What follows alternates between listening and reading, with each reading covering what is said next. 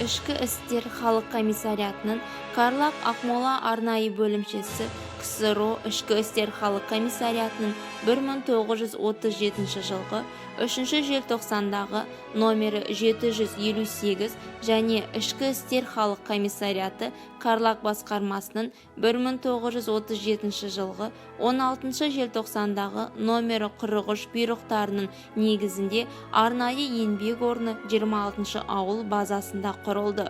26 нүктенің алғашқы қазығы Жаланаш көлінің маңында тікенек сым мен лагерь үндеулері болмай тұрғанда пайда болған, және ол кулактарды тап ретінде жою деген сталиндік үндеумен тікелей байланысты еді.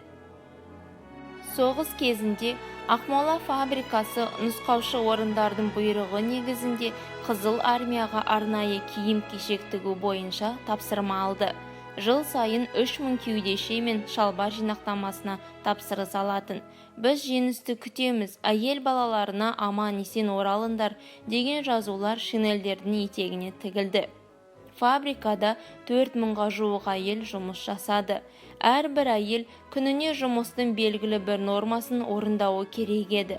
Норманы орындамаған жағдайда оларды жазалайтын, нан бермей қоятын, немесе аштықтан да қорқыныштысы хат жазуға рұқсат бермейтін. Сондықтан тұтқындар күніне 16 сағат жұмыс жасайды. Алжирдің кейбір тұтқындары бостандыққа шыққаннан кейін өз жұмыстарын дүкендердің сөрелерінен кездестіретін.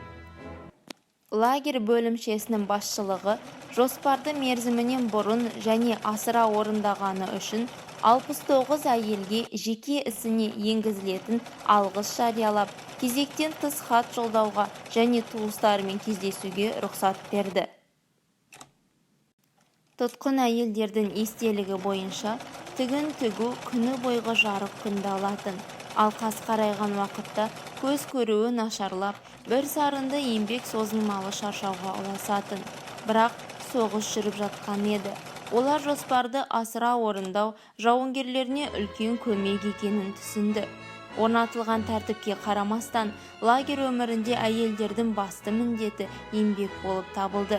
Және олар көбіне аса ауыр жағдайларда жұмыс істеуге мәжбүр болды. 20 ғасырда жазылған тарихшылардың зерттеу еңбектерінде құнды материалдар аз емес.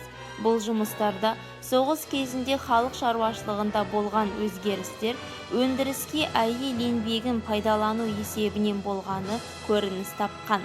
Елдің халық шаруашылығының маңызды салаларында әйелдердің саны мен меншікті салмағы, олардың өндіріс, көлік, ауыл шаруашылық, жеңіл және азық-түлік өнеркәсіптегі зор үлесі көрсетілген.